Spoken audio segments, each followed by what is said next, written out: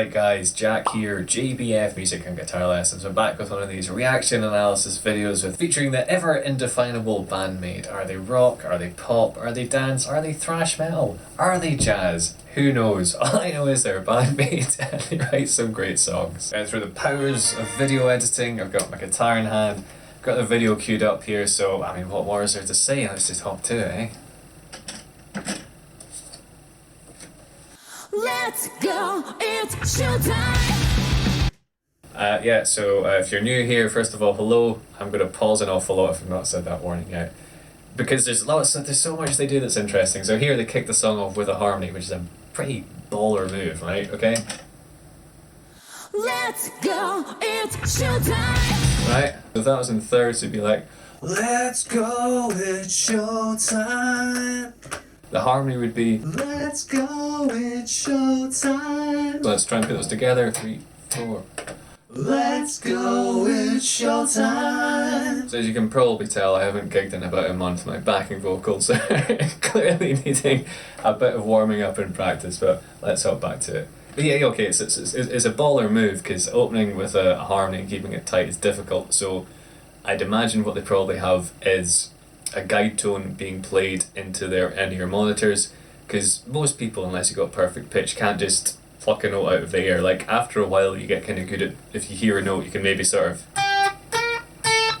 what was that? You can kind of fish it out on guitar bit or an instrument. If you played it for a while you can sort of get a feel for where it is, but being able to just, you know, nail it off the bat is for most people totally impossible. So that would be my guess, is some sort of guide tone in their ear, counting in so they come at the same time. But yeah, the reaction says it all. Incredibly cool way to start a song. Let's go, it's showtime! Okay.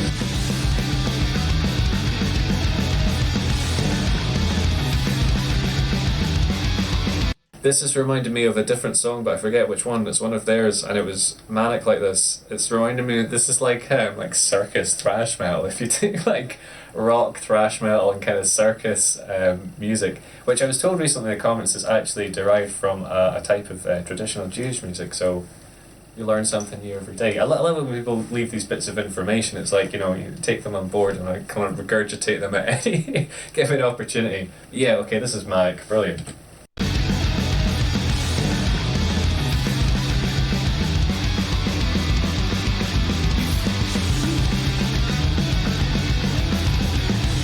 It's just going on, it's Kanami. Nice. Oh, cool, right.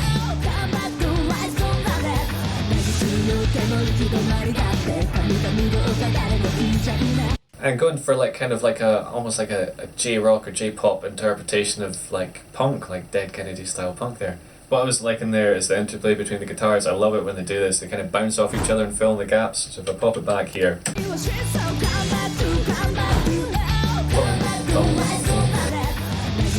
So you kind of have this call and response going on between them. It's just a kind of, I don't know, it's really nice when you hear a guitarist weave in and out of each other. It just makes me happy. Like Guns N' Roses and that type of thing. Stones.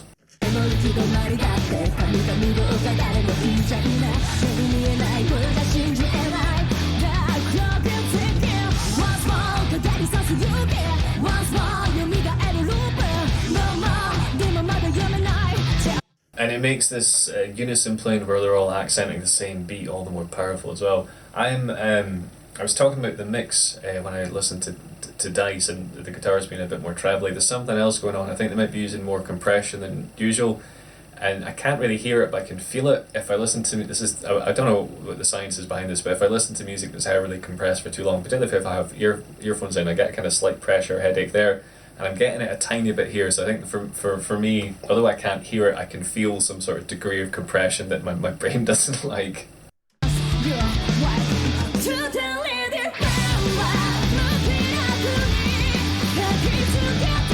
Oh man, that drum solo.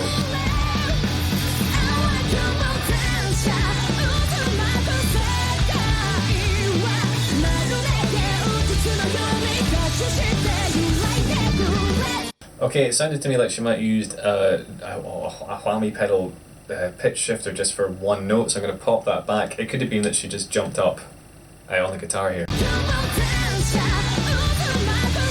There. I think she used... There's a pedal that I believe is called a Digitech whammy drop, and if you stand on it, it will quickly raise the pitch and then put it back down, so you can get these kind of glitchy type noises without having to do, in fact, okay, without having to use one of these. This is like a more old school one where you kind of have to push the pedal down and then back up. So I mean, you can go beep and then move it back up, but if you just have one of these more modern pedals, which if it is that, I'll put an overlay of it here. It means you can use it, you know, kind of rapid fire.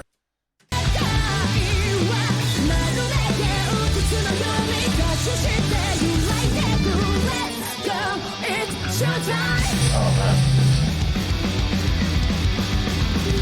Yes, the drum beat just makes it ever more frantic as well.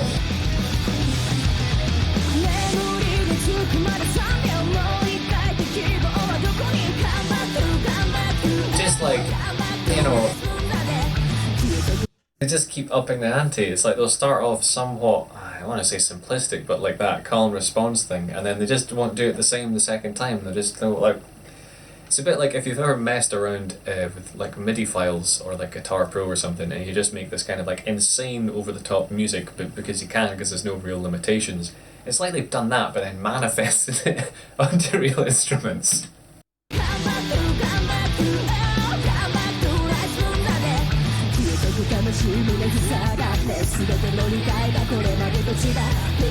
They're kind of unison playing here as well. They're all kind of locking into that same line.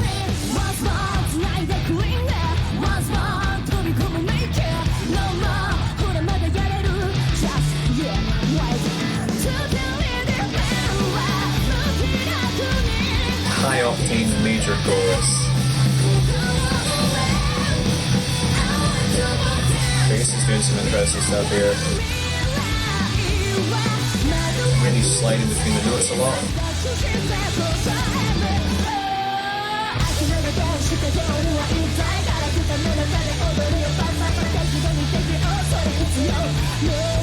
Really like the melody, kind of little diodes going on the lead guitar here.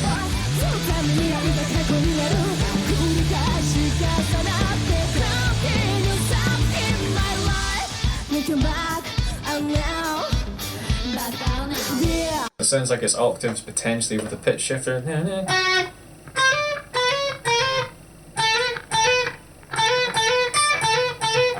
So, what should be?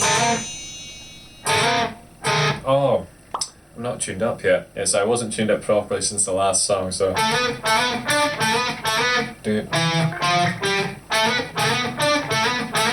Sounds a wee bit like that. I'll give it another listen here.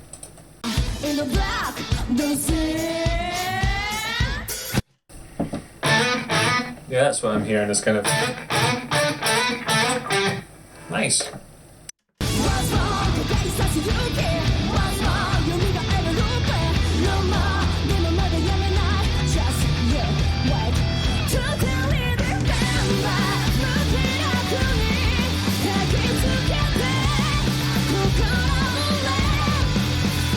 It's, well, yeah. So you'll know yourselves, when it's this harmonically dense, it's just like latching onto something on a first time listening. It's nigh on impossible, because everything's kind of, it's like a controlled chaos, isn't it? It's like this kind of swirling like tornado where you just like see different things flying around, and it's all the same entity, but it's kind of different pieces combined. My metaphors are getting worse and worse. I peaked with the musical lasagna guys, didn't I? If you don't know what I'm talking about, you can check out the Moratorium reaction. I think that's my favourite song of theirs I've done so far. You can get it with the eye up there, where I compared their songwriting skills to a musical lasagna, because everyone likes lasagna. I love the layers.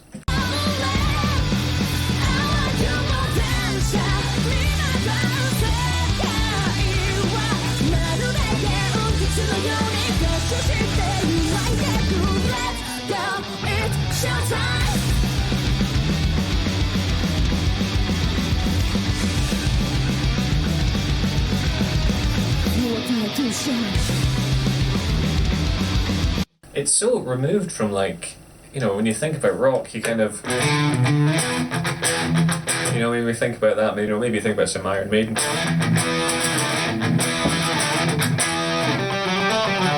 You know, you kind of the pop punk, the kind of offspring.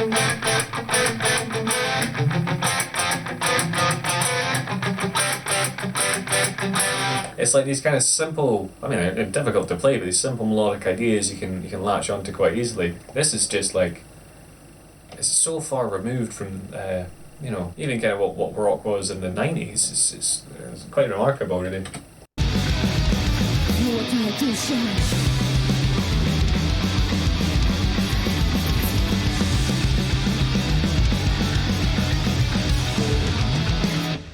Blah, madness. Loads of use of chromatics in her solo as well. It's just adds to the chaos. Alright, so there was so much going on with that tune that I barely kind of had time to register. I was going back and listening to there's all these harmonies and brilliant stuff I didn't even clock on the first time. So again, this is one of these songs you want me to do a deeper dive on, then hit me up in the comments. But what did stick out to me was that kind of guitar interplay that I mentioned, so I want to break that down a little bit. There's some really cool dissonance going on with it again, which I didn't catch on the first time. I just noticed the idea of the interplay. So Kanami's doing this kind of like...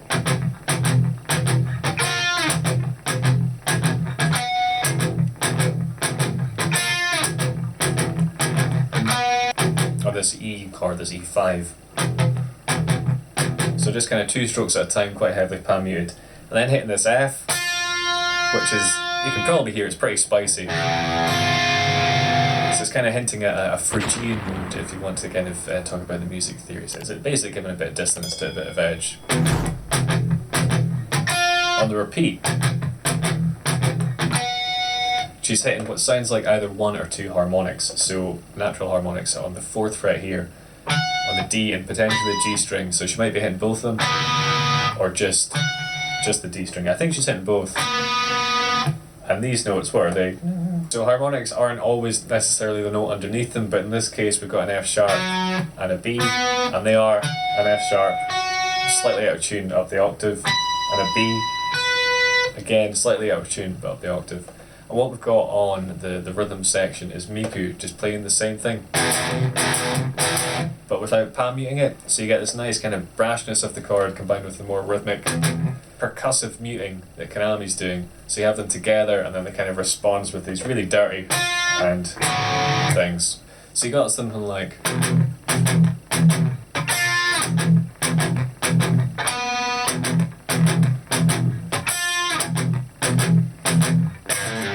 So rather than the rhythm being the same every time, you might notice that first time it's like a scratch. I'm putting that on the offbeat, whereas the harmonics are kind of falling on the beat.